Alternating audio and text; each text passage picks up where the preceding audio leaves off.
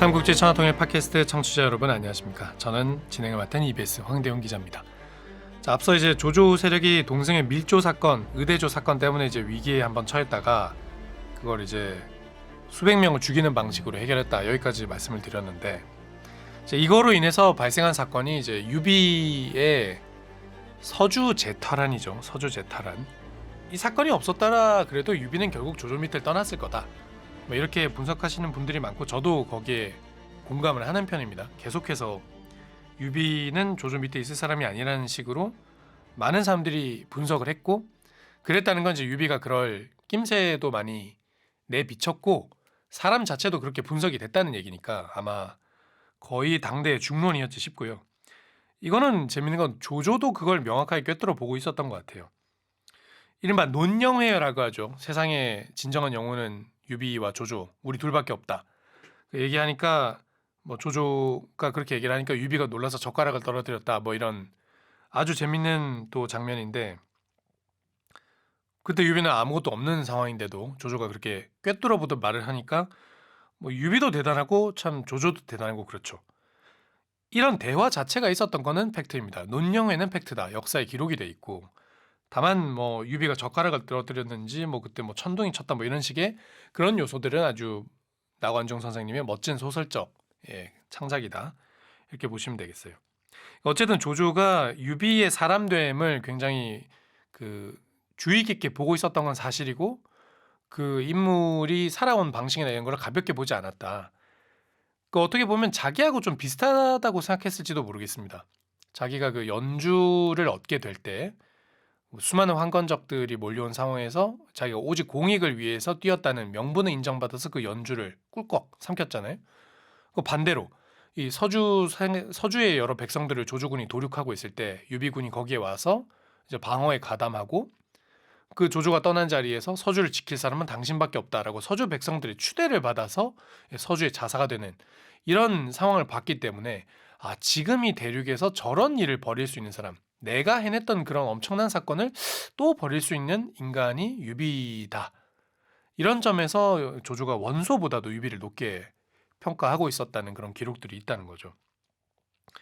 유비가 그래서 언젠가는 조조 밑을 떠날 거라고 조조도 알았을 텐데, 그 유비는 이때 뭐 여러 번 조조 밑에 뭐 상황이 될 때마다 몸을 의탁하고 있었고, 주로 이제 여포한테 질 때마다 들어와서 이제 몸을 의탁했죠. 뭐 처음에 유비가 왔을 때도 조조가 곧바로 예주 자사, 예주 목을 맡기거든요. 한 줄을 그냥 그대로 맡겨버립니다. 아무것도 없이 그냥 항복해온 유비한테. 그 말은 이제 유비라는 인물이 그 당시에 뭐가 없어 보여도 이 서주에서 보여줬던 여러 가지 퍼포먼스 때문에 결코 무시할 수 없는 정치적 인물로 받아들여지고 있었다는 거고, 조조는 그거를 최대한 활용하려고 했다는 거죠. 근데 이제 결국 이제 여포와 최종적으로 승부 결착을 본 뒤에 이제 유비를 서주에 남겨놓지 않고 허도로 데리고 왔다. 이게 보면 조조가 유비를 그만큼 견제했던 걸로도 볼 수 있는데, 결국 여기서 유비가 다시 밖으로 뛰쳐나가게 됩니다. 원수를 잡겠다는 명분이었죠. 그 조조와의 전투에서 패망해서 거의 이제 세력을 잃어버린 원술이 뭐 사치의 끝을 달리다가 결국 자기 세력을 완전히 와해당하고 원소에게로 가려고 북상하는 도중이었는데, 그 뭐 유비가 직접 원수를 참했는지 어떻는지는 나와 있지 않지만 어쨌든 유비가 조조에게 군사를 받아서 그 원술의 군대를 추격했고, 거기서 이제 원술이 원소와 합류하는 걸 막아내는 방식으로 이제 작전을 성공한 건 맞습니다. 근데 그 이후로 유비가 돌아가지 않고 서주로 가서 이제 서주의 백성들에게 다시 지도자로 추대를 받게 되는 상황이 벌어졌으니까, 조조 입장에서는 이제 자기 세력을 구성하고 있던 한 4-5개 주 중에서 굉장히 큰 덩어리 한 1-20%의 전력이 갑자기 뚝 떨어져 나가버리는 충격적인 상황이 발생한 건데, 그 유비가 이제 원소를 잡겠다고 출병했던 게 한 199년 뭐 중순 말 이 정도로 나오거든요. 근데 아까 말씀드렸던 동승이 발각이 돼서 이제 처형을 당한 게 200년대에 일어났으니까 유비는 이제 돌아갈 수가 없는 상황이 된 거죠. 자기가 이제 그 반란에 가담했다는 게 들통이 났고, 이제는 바깥에서 이제 무력 시위를 하는 수밖에 없는 상황이 됐다고도 볼 수가 있겠습니다. 그래서 이제 의대조 사건이 없었더라도 유비가 어떻게든 명분을 잡아 뛰쳐나가긴 했겠지만, 뭐 의대주 사건 때문에 앞서거니 뒤서거니 유비가 조조의 세력으로부터 반기를 들게 됐다. 조조가 유비에게 여러 가지 베풀어줬던 거를 생각하면 뭐 어떻게 보면 조조 입장에서는 또 한 번의 배신을 당한 걸로 느꼈을 수도 있겠고, 유비 입장에서는 뭐 자기가 가진 대의 명분, 역시 조조는 이제 충신이 아니었어, 간신이었어, 간웅이었어. 역시 내가 밖에서 유씨 황실 종친으로서 명분을 가지고 너를 타도하겠다, 이런 명분을 가지고 이제 서주로 나온 게 됐습니다. 이때 서주에 뭐 유비가 가지고 있었던 병력이 뭐 몇만 단위로 있었다 이런 말도 있고, 당시에 원소는 이제 공송찬을 다 정리를 하고 하북에서 조조와 어떤 식으로 승부를 볼까 이제 간을 보고 있던 상황이었거든요. 여기서 이 세 세력의 일종의 작은 삼국지가 펼쳐지게 된 겁니다. 원소와 조조가 대치하고 있는 상황에서 조조 세력의 일부가 떨어져 나가면서 유비의 세력화가 됐다. 동쪽의 서주, 조조 세력의 가장 동쪽에 있는 서주 지역이 유비의 점거 상태가 됐다. 그리고 여기서는 유비는 당연히 조조의 반기를 든 원소 세력과 연계합니다. 밑에 있던 가신 중에 외교에 능한 손건이라는 신하를 보내서 원소에게 구원을 요청을 하죠. 여기서 원소가 구원군을 보내지 않는데, 삼국지 연의에서도 그렇고 정사에서도 아들이 병이 걸려서 병사를 보내지 않았다, 이런 기록이 있어요. 이제 그 원소군의 또 인류 책사였던 전풍이 이제 탄식을 하면서 애가 병 걸린 것 때문에 천하를 잡을 기회를 놓쳤다, 뭐 이렇게 탄식하는 장면이 나오기도 합니다.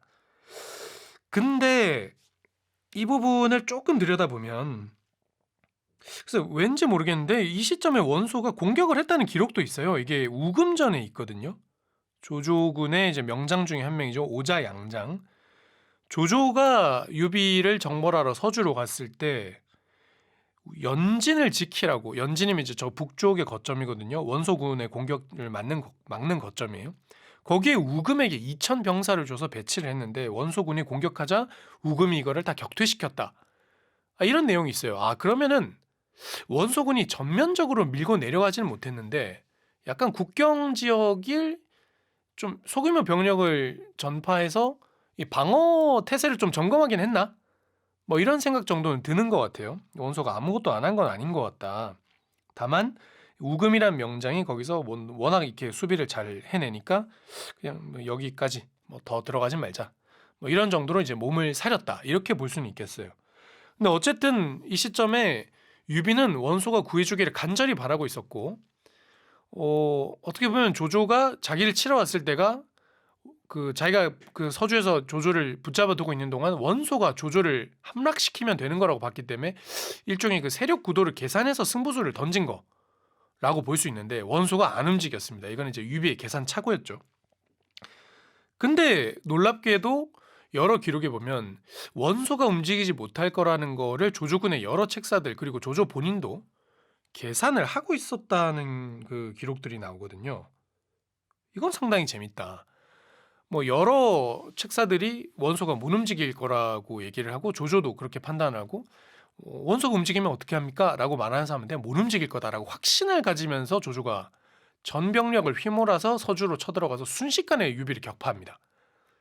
굉장히 위험한 기동을 그 조조가 또 선보인 건데, 이걸 어떻게 봐야 되나? 이런 부분하고 같이 한번 붙여서 보면 어떨까 해요. 이렇게 해서 유비가 달아나고 유비의 그 부하 관우도 이렇게 조조가 항복을 시키고 유비의 부인들도 다 사로잡습니다. 자식들도 사로잡혔단 말도 있고, 유비 세력을 완전히 박살낸 건데, 이러고 이제 원소하고 조조하고 일대 격전으로 가게 되잖아요. 이 시점에 조조의 책사들뿐만이 아니라 원소의 책사, 그리고 이제 원소 조조와 아무 관계없는 저 관중 지역의 또 다른 유학자, 그리고 심지어 조조의 적이었던 가후까지 당대에 이름난 명사들 중에 상당히 많은 수가 조조의 승리를 점치는 논평을 내요. 이게 조조군에서 만약에 그런 목소리가 나왔다, 이건 이해가 되죠. 우리 편이 전쟁을 하는데 지금 뭐 전쟁을 안 했다가는 그냥 세력이 항복을 할 판인데 전투 의지를 고취시키기 위해서라도 이제 우리가 이길 수 있다, 이런 선전선동을 당연히 하게끔 마련이잖아요. 군의 사기를 위해서. 근데 원소군이 그런 얘기를 할 이유는 뭐예요? 자, 그런데 원소군의 책사인 저수가 관도대전이 시작되는 시점에 그 자기 친척들에게 재산을 나눠주고 그 친척들 중에 한 명이 아니, 우리가 이기지 않겠냐 그러니까 그 승패를 장담할 수 없다. 오히려 질 수 있다. 이런 얘기를 했다는 얘기가 기록으로 남아있거든요. 조조 본인도 자기가 원소랑 붙으면 이길 수 있다고 자신하는 말을 했다는 기록이 있고 순욱이라고 하는 우리가 그 앞에서 짚어본 그 조조군 최고의 책사는 심지어 그 원소군이 이길 수 있다라고 얘기하는 내부의 목소리를 굉장히 논리적으로 갈파하는 장면이 나옵니다. 주로 이제 그 북해그룹 집단, 그 공룡이라고 하는 사람을 필두로 한 북해그룹 집단에서 아니 이게 원소가 굉장히 강대하다 세력이 어떻게 싸울 수 있냐 뭐 이런 얘기를 하니까 순욱이 여러 가지 논거를 들면서 리더십도 부족하고 사람을 쓰는 방식도 부족하고 뭐 정치 체제도 부족하고 그 안에 세력들은 커 보이지만 사실은 분열되어 있고 뭐 이런 얘기를 쭉 하면서 조조가 이긴다라고 얘기를 해요. 근데 이거를 보면 어떤 정보 네트워크의 승리인가? 이런 생각이 좀 들거든요. 순욱은 영천그룹이라고 하는 명사 집단의 우두머리 격인 사람이었다고 설명을 드렸죠. 영천그룹, 연암그룹 뭐 이렇게 많은 그룹이 있다고 했는데 그 영천그룹 사람들 중에 원소 진영에 있었던 사람이 없었던 것도 아니에요. 실제로 그 당시에 뭐 서로 내통하는 사람들도 많았다고 하고 여기저기 줄 서는 사람들도 많았고 곽가 같은 경우에도 처음에는 원소 쪽에 가담을 했다가 실망하고 조조로 온 케이스거든요. 그러니까 그 진영 간으로 나누면 분명히 적과 아군으로 딱 갈라지는데 이 유학자들의 지적 네트워크 어떻게 보면 지금 우리나라 지금 상황으로 따지면은 그 관료들끼리는 분명히 미국 관료 뭐 저기 중국 관료 이렇게 딱 나뉘는데 뭐 같은 하버드대 동문이라든지 뭐 이런 거 있잖아요. 학계 네트워크. 교수들끼리는 약간 서로 이메일도 좀 주고받고 뭐 거기 좀 돌아가는 상황 어때? 이러면은 그 뭐 나하고 예전에 같이 뭐 동문 수학했던 사람한테 뭐 정보도 좀 주고 야 우리 내부적 상황이 좀 이런데 야 이거 좀 걱정된다. 뭐 이런 얘기도 막 주고받고. 그 나중에 뭐 몇 번 말씀드린 거지만 제갈량 같은 경우에 총나라에서 그 형님이 오나라에서 벼슬을 했는데 둘이서 막 군사 작전 기밀 같은 것도 막 편지로 주고받거든요. 그런 네트워크가 살아 있었던 거 아니야? 그렇지 않고서야 이렇게 세력의 그 운명이 걸린 전투를 하는데 단순히 그냥 뭐 문학적인 평가, 저쪽 뭐 사람은 뭐 성격이 좀 포악하고 뭐 이런 단순한 인상 비평 가지고 그런 세력이 죽고 사는 문제를 결정했겠는가? 병력의 배치, 거기에 오고 가고 있는 장수들의 은원 관계, 그 안에 있는 정치 역학적 구도, 그 명령이 하달되고 이행되는 속도, 전투력, 병력을 먹이는 곡식과 그 뭐 생산 뭐 축적의 어떤 유통 라인 어쩌면 그런 것까지도 다 파악하고 한 얘기가 아니었을까 이런 무서운 생각이 좀 들어요. 그렇게 생각하면 이 군벌들이 책사 집단, 명사 집단을 데리고 있다는 게 뭐 완전히 자기가 장악하고 있는 집단 부하를 데리고 있는 게 아니라 이 어느 정도는 이 천하에서 가장 훌륭한 주인을 섬기겠다는 생각으로 움직이고 있는 어떻게 보면 이제 좀 미꾸라지 같아서 좀 밉기도 한 우리 내부 정보를 막 팔기도 하고 하지만 그 정보를 거래한 대가로도 좋은 정보를 갖고 와서 나에게 주기도 하는 약간 100% 통제되지 않는 이런 정보 집단을 가지고 있었던 게 이 당시의 군벌들과 책사들의 관계가 아닐까 이런 생각도 좀 드는 것 같아요. 그 아까 가후도 이제 조조의 승리에 점쳤다 그랬는데 그 장수를 섬기고 있었잖아요. 가후가 완성의 가후 조조를 격퇴한 두 번이나 격퇴한 원소의 신하와 조조의 신하가 둘 다 오거든요. 우리 편에 가담해라. 가후가 원소의 신하를 쫓아버립니다. 그 장수가 깜짝 놀라죠. 뭐한 짓이냐. 지금 원소가 더 세지 않냐. 가후는 딱 잘라서 조조가 이긴다고 얘기를 해요. 자, 이것도 죽느냐 사느냐의 문제입니다. 심지어 가후와 장수는 조조의 아들, 조카, 아끼는 장수를 죽였어요. 근데도 조조에게 가담하면 되고 가담하면 우리의 안전이 확보가 되고 심지어 이 거대한 전투에서도 조조 세력은 이겨서 우리는 궁극적으로 이 천하쟁패의 승자에 소개될 거다 라는 계산을 가후가 해내고 있거든요. 이게 과연 개인의 통찰력이라는 말 정도로 분석할 수 있나? 우리가 앞으로 이 위대한 책사들 삼국지의 고사를 인용하면서 그래 이런 상황에서 내가 구도를 딱 살펴보고 저 사람의 그 인간성을 봤을 때 내가 여기 가담해도 나를 벌하지 않을 거야. 뭐 이런 식의 그 자기가 방구석에 앉아서 통밥으로 찍어 가지고 하는 이런 식의 지금 사고를 지금 이 책사들이 하고 있는 거냐? 아닐 수 있다. 굉장히 객관적인 취재가 이루어지고 내부 정보를 다 알고 있고 어쩌면 이미 소통까지도 끝난 상황에서 우리가 가면은 뭐 어떻게 해주는 건가요? 안전 확보해 줄 수 있나요? 그럼 우리는 뭐 어디에서 살게 되고 우리가 정확히 어떤 벼슬을 받게 되나요? 그럼 그 안전을 확보할 수 있는 수단은 뭔가요? 이런 협상까지도 지금 다 하고 이루어진 이야기들일 수 있다. 이런 생각을 한번 해봤으면 좋겠어요. 그냥 가후. 그리고 이제 저기 관중 지역에 그 서량의 그 뭐 한수 뭐 마등 뭐 이런 사람들이 있는 그 지역에 이 양부라는 명사가 또 조조를 이렇게 방문하고 원소를 방문한 다음에 돌아가서 관중 사람들이 이거 누가 이길 것 같냐 얘기하니까 조조가 이길 것 같던데 이렇게 딱 또 얘기를 하거든요. 제3자 입장에서도 이상하게 조조가 이긴다는 분석이 그때 자꾸 나온다. 이런 것까지 보고 나면 그 원소가 감히 조조를 그때 치지 못한 거. 그래서 유비가 결국 서주를 다시 뺏기고 이제 원소에게로 도망치게 된 상황. 그 조조가 굉장히 그 자신감을 가지고 여러 가지 군사 기동을 벌이고 있는 그런 상황들, 이런 것들이 굉장히 우리가 알지 못하는 어떤 그 당시 사람들만 알고 있는 그 네트워크로 통용되는 정보량이 되게 많았던 게 아닐까. 그리고 그 상황에서 이제 우리가 역사서로 지금 확인할 수 없는 어떤 객관적 데이터 같은 것들이 조조 진영이 만만치 않았던 게 아닐까라는 생각을 자꾸 해보게 된다는 겁니다. 이때 물량은 확실하게 원소가 위인 걸로 지금 묘사가 많이 되거든요. 이제부터 이제 관도대전 페이지로 넘어가는 건데 원소가 보병 10만, 기병 1만을 동원했다 이런 기록이 구체적으로 적혀 있어요. 조조는 이때 뭐 몇만 명을 동원했다 이런 말은 안 나오는데 관도대전 이제 한창일 때 조조가 진짜 힘든 상황일 때 조조군은 10,000명이 채 되지 않았고 그 중에 60%, 70%는 부상자였다 이런 말이 나오거든요. 그럼 뭐냐, 제대로 기능하는 병사가 2, 3천 명이었다는 거고 원소군은 그 한 10배 가까이 되는 지금 병력이었다는 건데 어찌보면 10배가 훨씬 넘는. 이거 배송지 아저씨도 줄을 달아가지고 말이 안 된다고 적어놨거든요. 아니 그 앞에 그 항복했던 청주병이 30만이라고 그랬는데 그리고 뭐 여기저기 왔다 갔다 하면서 뭐 항복도 많이 받고 막 병사도 새로 뽑고 했을 텐데 무슨 10,000명이냐, 더 됐을 거다. 이거는 저기 조조의 그 신묘한 군사적 그 능력을 강조하기 위해서 위나라 쪽에서 이렇게 쓴 거 아니겠냐 뭐 이런 얘기를 하는데 아무래도 그쪽에 좀 마음이 가죠. 그렇지만 조조가 군사력을 가지고 원소를 압도했다는 기록은 분명히 남아있지 않다. 이거는 확실한 것 같습니다.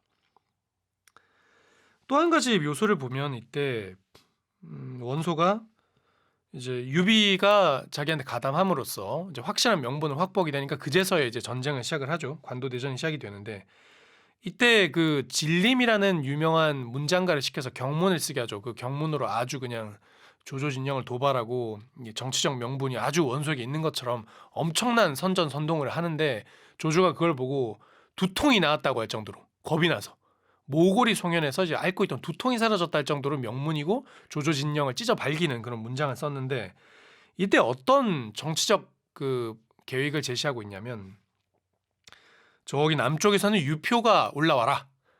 그리고 우리 저기 서쪽에서는 그 병주 여포와 정원의 출신지로 유명하죠. 그 하북에서도 약간 서쪽이거든요. 이 병주에서 아래로 쫙 내려가서 한해 쪽으로 내려가서 낙양과 사주 쪽 조조 진영의 서쪽으로 이 한해 쪽으로 우리 병사가 내려갈 거다. 자, 남쪽의 유표, 서쪽의 이 고간 원소의 외족합니다. 병주 병력 그리고 밑에 형주 병력. 남쪽의 형주 병력이 북쪽으로 올라올 거고 서쪽의 이 병주 병력들이 이제 서쪽에서 치고 들어올 거고 그리고 이제 청주의 그 원소의 그 아들인 원담이 가 있었거든요. 청주는 약간 조조 진영에서 보면 동쪽이란 말이에요. 이 동쪽에서 또 이 청주 병사들이 또 치고 들어갈 거고 그리고 내가 북쪽에서 우리 하북의 원소 본대가 이제 북쪽에서 내려간다. 이렇게 해서 사방에서 조조 세력을 포위하자. 이런 거대 전략을 제시를 합니다. 근데 이 세 방면의 군사들이 안 움직였어요. 이때 유표 올라오는 척만 하다 말았죠. 청주에서는 병사들이 못 움직여요. 이거 나중에 그 말씀드릴 건데 장패라는 장수가 활약한 결과이기도 한데 그 청주에 그 우두머리로 지금 원담이 가 있는 상황에서 청주의 병사들이 따로 움직일 거면 원담이 청주에 있었어야죠. 근데 원소는 원담을 불러들여서 자기 본대 안에서 움직이겠거든요. 그건 청주 병사들이 못 움직였다는 뜻이다. 자, 두 방면이 벌써 막혔고 서쪽에 그 병주 병사들 내려가야 되는데 조조가 이때 한해 쪽을 미리 공격을 해가지고 딱 이 거점을 막아버리거든요. 그래서 병주 병사들도 진격이 안 돼요. 그 결국 뭐냐면 이제 사방에서 포위한다 그래놓고 결과적으로는 한쪽 방향으로만 공격을 한 거다. 우리가 이제 창천항로 같은 만화를 보면 이 시점에 조조군이 사방의 적들을 다 막아야 되기 때문에 아주 한정적인 병력마저도 분산시켜서 수비에 배치를 해서 진짜 원소와의 싸움에는 얼마나 쓸 수 없다 이런 얘기를 하는데 막상 또 안 그랬던 거 아닌가? 의외로 원소와의 전면전을 하기 위해서 저기 외곽에 있는 병사들은 좀 최소화하고 최대한 전력을 집중시켰던 건 아닐까? 뭐 이런 생각을 좀 해보게 합니다. 자, 이렇게 해서 시작된 관도 대전이었는데 전투의 양상에서 우리가 보통 이제 오소 작전만 보시는 경향이 있는 것 같아서 여러 가지 그 전투의 양상들이 쭉 이어지는 걸 보면서 이때 활약했던 조조군 장수들 좀 볼게요. 여기서 그 되게 나중에 그 조조군 장수들 유명한 장수들로 남는 장수들 중에서 이 시점에 데뷔했던 장수들은 다 공을 세우거든요. 먼저 자, 연진의 우금입니다. 아까 그 조조군이 서주를 정벌 갔을 때, 그러니까 아직까지 유비가 서주에서 버티고 있을 때 관도대전 발발 직전 원소군의 공격을 연진에서 우금이 2,000병력으로 방어하고 오히려 악진의 군사와 역습을 가해서 30개의 보루를 불태웠다. 그리고 적군을 참하고 뭐 이름난 장수들 뭐 몇십 명을 항복시켰다 이런 말이 나옵니다. 아, 우금 명장이죠. 오히려 원소군의 진영을 먼저 공격했다는 거고. 자, 원소군이 이제 전쟁을 시작했을 때 그 아주 북쪽에 조조군 기지 중에 가장 최첨단에 있는 백마를 포위합니다. 백마. 여기 이 포위를 풀기 위해서 이제 조조가 관우와 장료를 선봉으로 투입을 시키거든요. 병사들을.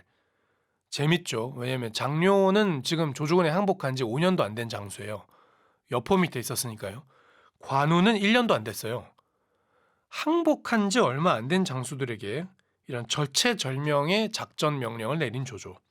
기병대를 끌고 가서 이 백마진을 포위하고 있던 맹장 알량과 싸우는데 여기 아주 명확하게 기록되어 있는 내용이 관우가 알량에게 단기로 돌격해서 목을 잘랐다는 겁니다. 아니 당연히 뻥 아니겠나 싶은데 기록에 있어요. 관우한테 알량이 저기 있다라고 얘기해 주니까 말을 몰고 가서 목을 자르고 다시 돌아 나왔다. 믿을 수 없는 이런 기록이 있습니다. 그리고 여기서 다음에 문추와의 싸움에는 뭐 관우가 어떤 기여를 했는지 잘 안 나오고 그냥 원소 진영의 유비에게로 달아났다 이런 기록이 있어요. 이게 이제 각색을 하자면 그 오관참육장이죠. 근데 이때 재밌는 건 원소 진영의 유비에게로 달아났다. 그러니까 유비가 그때 명확하게 원소 진영에 있었다는 걸 알았다는 거예요. 알고 있는 상황에서 정말로 조조를 위해 공을 세웠고 그 뒤에는 공을 세웠으니까 떠난다라고 말하면서 유비에게로 갔다. 그 말도 안 되는 소설 같은 얘기가 진짜였다. 그리고 조조는 진짜로 관우를 잡지 말라고 했다. 그 장료는 여기서 관우와 같이 선봉을 섰으니까 일정한 전공을 거뒀겠죠. 이게 이제 우금 그다음 관우 그다음 장료였고 이렇게 백마진에서 일정한 그 초반 승리를 거두긴 했지만 조조군은 그 뒤에 계속해서 원소군의 압도적인 물량이 밀립니다. 연진으로 밀려요. 이 연진과 백마에서 근데 조조군이 밀리긴 밀리지만 계속 승리를 거두는데 이때 계속 공을 세웠다고 기록되어 있는 사람이 서황입니다. 서황 공명. 앞에 저기 우금은 우금 문칙이고 장료는 장료 문헌인데 서황 공명. 불패 장수 서황 뭐 이렇게도 불리죠. 서황도 어떻게 보면 이제 저쪽에 양봉 밑에 있다가 조조군에게 항복한 장수였죠. 항복한 장수들이 되게 활약을 많이 하는 조조군이었다. 문추를 격파했다고도 나오죠. 문추를 격파할 때는 뭐 조조가 직접 그 병사들을 이끌었다는 말도 나오는데 서황이 옆에서 이 전투를 보좌를 했다. 그리고 이 서황은 나중에 관도가 포위돼서 이 굉장히 어려운 싸움을 벌일 때 조조군이 계속해서 그 원소군의 물자 수송부대, 군량 수송부대를 계속 기습을 걸거든요. 그 원소군의 물자를 가장 많이 공격한 공을 세운 사람으로 서황이 기록되어 있다 이렇게 나옵니다. 그 조조군이 어려운 그 전황을 보내고 있는 상황에서도 계속해서 역습을 가하면서 유효타를 날린 장수였다. 서황이고요. 서황 거기 그 예전에 저희가 임 박사님, 임영환 박사님 모셔왔을 때도 이 최고의 장수 5명에 꼽으려고 했던 장수가 서황이죠. 기병대장, 최강의 기병대장, 5위권 안에 드는 장수라고 하셨죠. 그만큼 이렇게 기습을 걸고 유격전에 능한 장수였다. 그리고 이제 백마연진에서도 계속 패배를 했던 원소군, 그럼에도 불구하고 끝없이 남하한 데 성공을 해서 이제 압도적인 병력으로 관도를 포위합니다. 여기서 조조군이 굉장히 어려운 상황에 처했다가 그 우리가 다 알고 있는 대로 허유라는 책사의 이 항복을 빌미로 정보를 입수를 해서 군량고, 거대 군량고 오소를 불태우는데요. 여길 지키고 있던 장수가 이 원소군의 순우경이라는 장수죠. 순우경이 또 만만치 않은 사람입니다. 옛날에 원소 조조하고 벼슬이 같았어요. 그 수도방위 사령군 서원 8교위 8명의 장수 중에 조조, 원소, 순우경 같은 급으로 있었던 사람입니다. 그러니까 이제 원소 밑에 있어도 이게 그냥 단순한 부하 장수라기보다는 어엿한 그 장군으로 있었던 사람인 건데, 삼국지 연의에서는 이제 너무 이제 술 먹고 자다가 이제 코가 베이는 걸로 이렇게 묘사가 돼서 좀 안타깝죠. 근데 이때는 조조군이 정말로 그 중요한 정보를 가지고 이제 엄청난 공격을 퍼부었던 거기 때문에 순우경 입장에서는 이제 가지고 있는 모든 병력으로 이제 맞아 싸우더라도 원소가 지원군도 보내주지 않았기 때문에 어려운 승부를 펼쳤던 것 같다. 어려운 승부를 펼친 결과 이제 목숨을 잃게 되고 패배함으로써 결국 이제 원소군의 세력이 크게 기우는 결과를 낳게 되는데, 이때 순우경을 참한 게 악진이라는 장수로 나옵니다. 악진 문겸. 체구가 작았는데도 이제 강한 장수였다고 유명한 사람이죠. 그리고 무엇보다 또 빼놓을 수 없는 게 원소군의 이 맹장 하북 사정주, 하북을 지키는 4개의 기둥 같은 장수였으면서 알량, 문추, 고람과 함께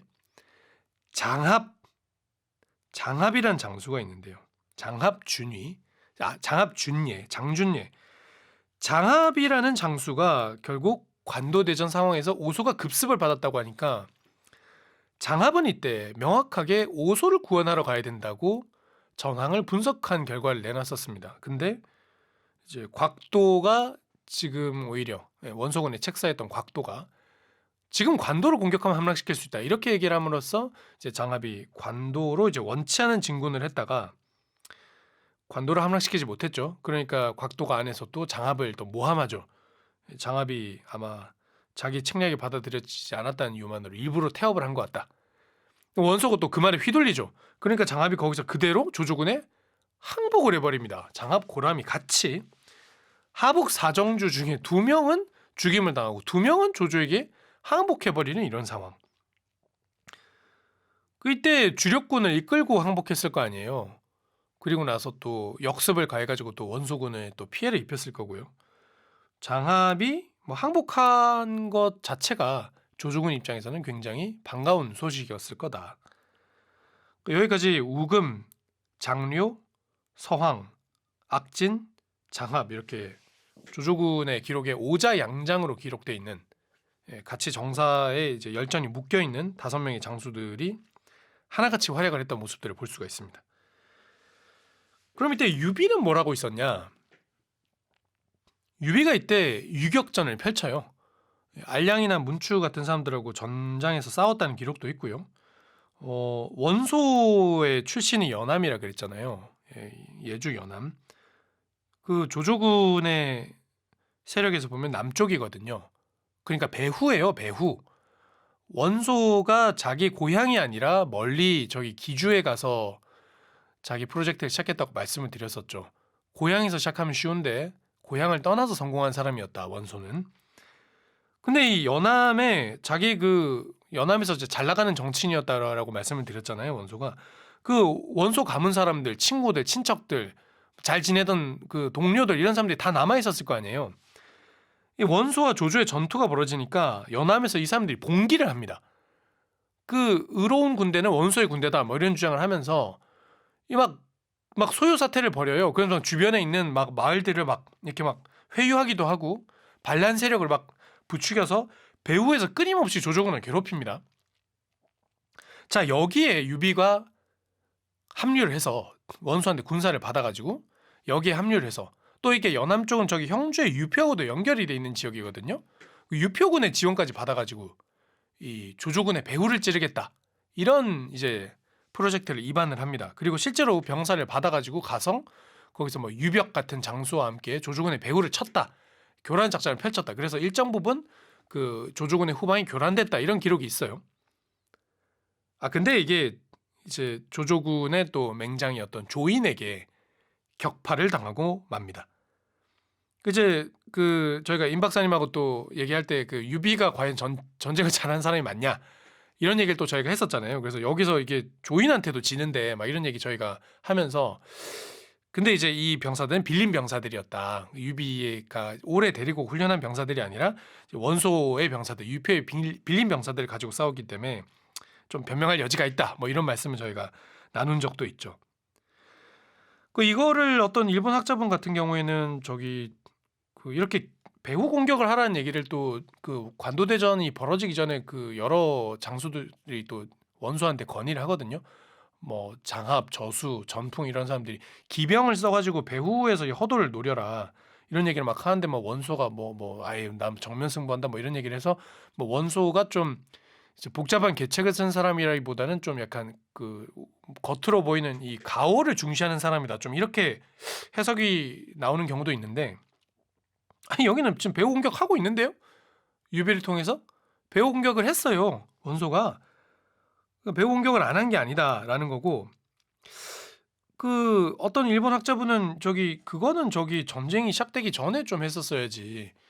관도에서 이제 일대 격전이 벌어지고 있는데 그 상황에서 뭐 후방 교란하는 게 무슨 의미가 있냐 뭐 이런 식으로 얘기를 하는 책도 있는데 왜 의미가 없지? 오히려 그 포위 공격을 해가지고 조조군의 주력을 앞에 잡아놓고 있는 상황이 그 후방 교란이 더 잘 먹히는 상황 아니에요? 뭐 저는 좀 그런 생각도 드는데 뭐 그런 것 같습니다. 어쨌든 이게 유비군이 뭐 아무것도 안 한 건 아니다. 근데 이제 큰 효과는 없었다. 이렇게 이제 여러 가지 원소도 여러 가지 그 전투를 해보려고 그랬는데 뭐 상당히 압도적으로 이기는 것 같다가도 결국 결정타를 날리지 못하고 대충 괴멸당했다고 나옵니다. 이 오소가 불탄 다음에 어떤 전황이 펼쳐진지 좀 자세히 안 나와요. 그냥 굴량고가 싸그리 이제 불타고 나니까는 그 뒤에 뭐 원소군이 쫄쫄 굶어서 싸움을 못해서 밀린 건지 어떻게 된 건지 그냥 완전히 그냥 군대 자체가 순간적으로 와해된 것처럼 나오거든요.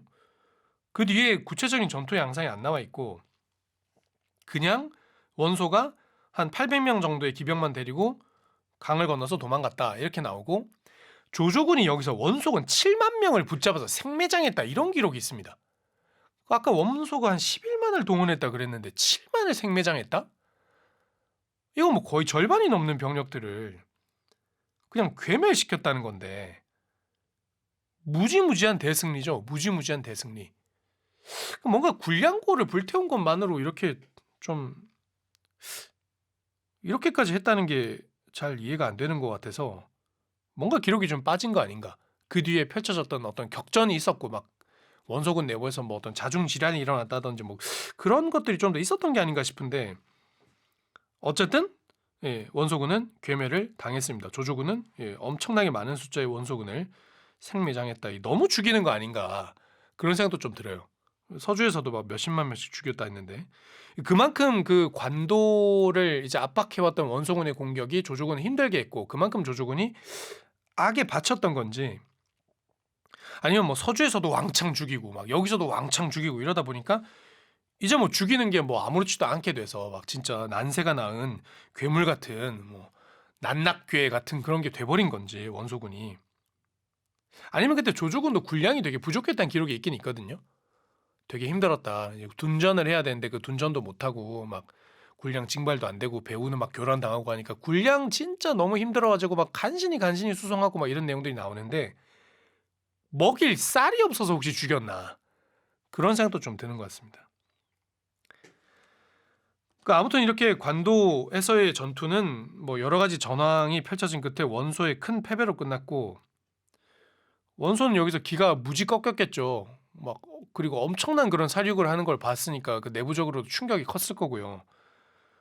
원소가 이때까지 큰 실패가 없었거든요. 좀 어려움은 있었지만 어떻게든 다 극복을 하고 막 놀라운 막 묘수를 찾아내면서 도저히 안 될 것 같은 상황도 막 극복하고 그랬는데 오히려 자기가 무난하게 이길 것 같은 상황에서는 졌다. 그럼 이렇게 되면 그 전에 이제 원소의 세력이 겉보기에는 되게 좋아 보여도 내부적으로 갈등이 많을 수 있다는 통찰이 누군가가 했다 그랬는데 본래 이렇게 잘 될 때는 이게 다 괜찮거든요. 왜냐하면 이 뒤에 이제 우리가 다 크게 파이를 먹을 수 있을 것 같기 때문에 승리가 확정된 상황에서 또 사람들끼리 막 분열하기도 하는데 일단 이제 싸움이 한참 벌어지고 있을 때 우리가 이기고 있다 이런 느낌 들 때는 다 같이 으쌰으쌰가 잘 돼요. 그래서 좀 서로 좀 섭섭한 거 있어도 에이 뭐 대승적인 차원에서 참고 넘어가자 이런 거 되는데 이거 이제 좀 꺾이는 순간에는 서로 본심이 나오거든요. 야 너 저번에 나한테 빌려간 거 왜 안 줘? 야 네가 지금 이렇게 하면 우리 그럼 뭐 나중에 뭐 네가 뭐 갚아줄 수 있어? 뭐 어떻게 갚아줄 건데? 우리 지금 망하게 생겼는데 뭐 이러면서 서로 이제 분열 나는 거잖아요. 그 전까지 아마 묻어놨고 원소가 간신히 억눌러놨던 여러 가지 갈등들이 아마 동시다발적으로 안에서부터 터져나오기 시작했을 것이다. 그리고 실제로 조조가 이렇게 크게 한번 막아내니까 그 전까지 위아래에서 간을 보고 있던 엄청나게 많은 세력들이 서로 막 이렇게 패를 뒤집기 시작했다는 기록들이 또 나와요. 원소가 한창 몰아칠 때는 조조군 내부에서도 막 아까 반란 세력이 있어서 진압하는데 고생했다 그랬잖아요. 실제로 조조가 나중에 관도 진영을 가보니까 원소군하고 조조군의 인사들하고 막 주고받은 편지들이 왕창 나왔다 그런 기록이 있습니다. 다 내통한 거예요. 그러니까 원소가 이길 줄 알고 나중에 뭐 저 무슨 벼슬자리 주십시오 뭐 이런 얘기 다 했겠죠. 내부 정보도 막 팔고. 근데도 조조가 이겼다. 이기고 난 뒤에 조조가 이거 다 태우라 그럽니다. 어쩔 수 없다 그거는. 사람이 그런 거다. 나도 마음이 흔들렸었다. 이거 좀 조조의 멋진 점이죠. 이런 거는. 뭐 정치적 쇼기도 하고요. 그만큼 서로 간을 보던 시점이니까 승패가 정해진 뒤에는 어떻겠습니까? 원소군의 후방에서도 엄청나게 많은 세력들이 들고 일어났다. 그래서 원소가 그거를 진압하기 위해서 시간을 상당히 보냈다. 이런 기록들이 있어요. 아마 이런 것들이 그동안 쭉쭉 뻗어나가던 원소에게 있어서 대단한 그 자부심의 손상과 어쩌지? 내가 이 패배로부터 일어날 수 있나? 이 복원력. 조조는 끊임없이 쓰러졌다 일어나고 쓰러졌다 일어나고 하면서 웬만한 패배로는 내가 죽지 않는구나. 내가 무너지지 않는다. 내 주변에 그럴 때마다 나를 일으켜줄 사람들이 있고 나를 공격할 것 같은 놈은 내가 다 미리 죽여버렸어요. 조조는. 그 앞에 그래서 조조가 그 수많은 적들과 막 좌충우돌 엄청 고생하는 게 결코 그 세력의 그 마이너스만은 아니었을 거다라는 말씀을 드린 적이 있는데 원소는 여기서 회복 탄력성을 보여주질 못합니다. 한번 패배로 그대로 무너져 버린다. 1년 뒤에 죽어요. 201년, 202년 이쯤에 병사했다는 기록이 나옵니다. 이때부터 원소의 세력은 무너져 내리기 시작한다. 이렇게 이제 관도 대전에서 저희가 그 앞부분이랑 관도에서 벌어진 전투까지는 저희가 이렇게 살펴본 거고요. 이 뒤에 그 말씀드렸다시피 뭐 일부 또 작은 전쟁들 그리고 그 뒤에 그 원소의 아들들과 펼치게 되는 하북 평정전 얘기는 다음 시나리오에서 저희가 볼 겁니다. 네, 아무튼 이렇게 관도 대전의 뭐 여러 가지 내용들을 한번 짚어봤는데 아무쪼록 좀 지루하지 않게 좀 듣고 계시기를 바라봅니다.